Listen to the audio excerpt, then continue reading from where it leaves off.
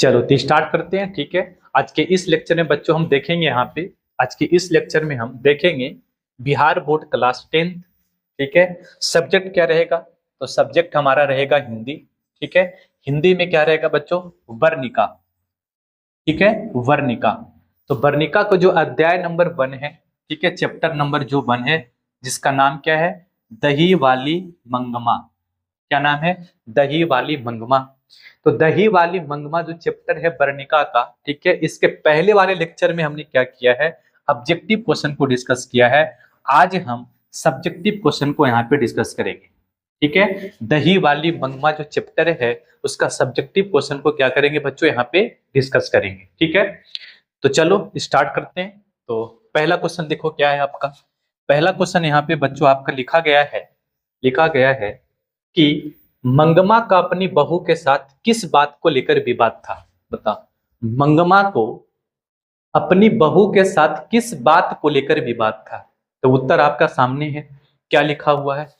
तो हम क्या लिखेंगे बच्चों? उत्तर में हम लिखेंगे मंगमा का अपनी बहू के साथ बेटे पर अधिकार तथा पोते को लेकर विवाद था। ठीक है, मंगमा अपनी बेटे पर अपना नियंत्रण बनाए रखना चाहती थी, जबकि उसकी बहू अपने पति पर अपना अधिकार समझती थी, जिसके कारण दोनों के बीच झगड़ा होता था। तो क्या बताओ, अगर आपसे एग्जाम में क्वेश्चन पूछ लिया जाए तो क्या आप इसे लिख पाओगे या नहीं?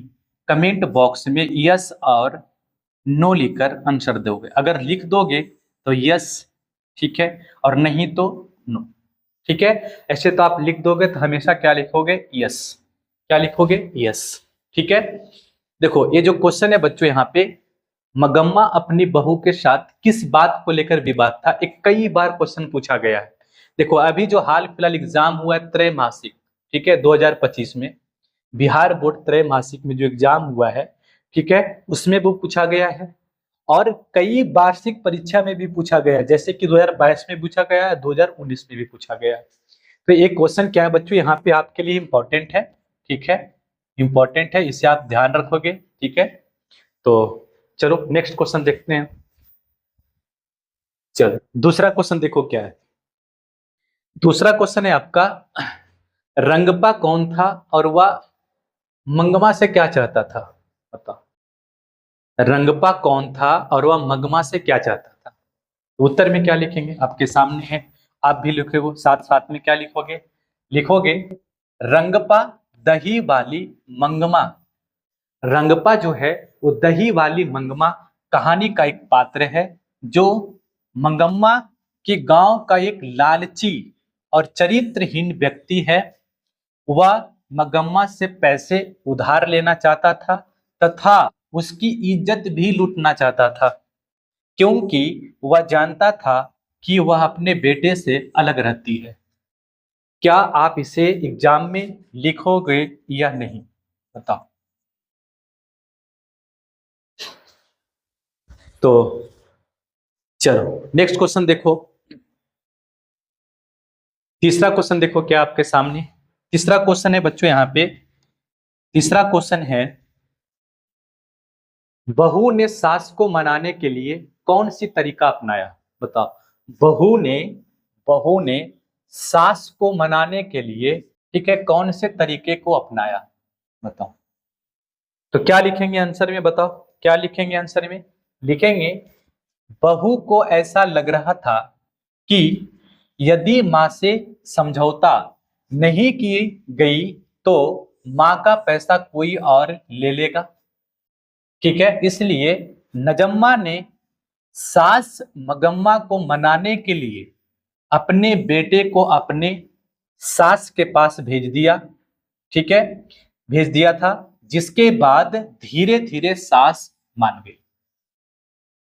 ठीक है, मान गई। तो मंगम्मा ने क्या दिमाग, सॉरी ये नजम्मा ने क्या दिमाग लगाया बच्चों? ठीक है, तो दिमाग लगाया कि इन्होंने क्या किया, अपने बच्चों को यहाँ पे दादी के पास भेज दिया।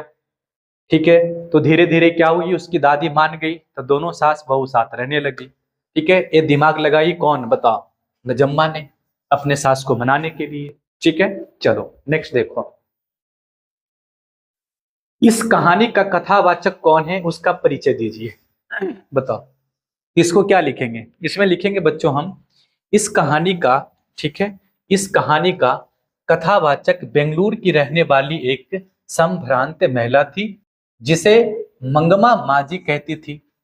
वह अंधविश्वासों से दूर और समझदार थी तथा सांसारिक परिस्थितियों को भली भांति समझती थी, जो मंगमा और उसके परिवार के बीच होने वाले झगड़े को सुलझाने में मदद करती थी।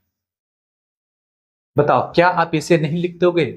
बिल्कुल ठीक है, आप इसे एग्जाम में अगर पूछ देगा तो आप बिल्कुल लिख दोगे, ठीक है, यस लिख देंगे। ठीक है, चलो नेक्स्ट देखो, क्वेश्चन नंबर 5 देखो क्या है।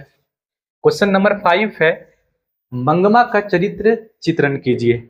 मतलब मंगमा का चरित्र कैसा था उसे आप दर्शाएं और उसे चित्रण कीजिए।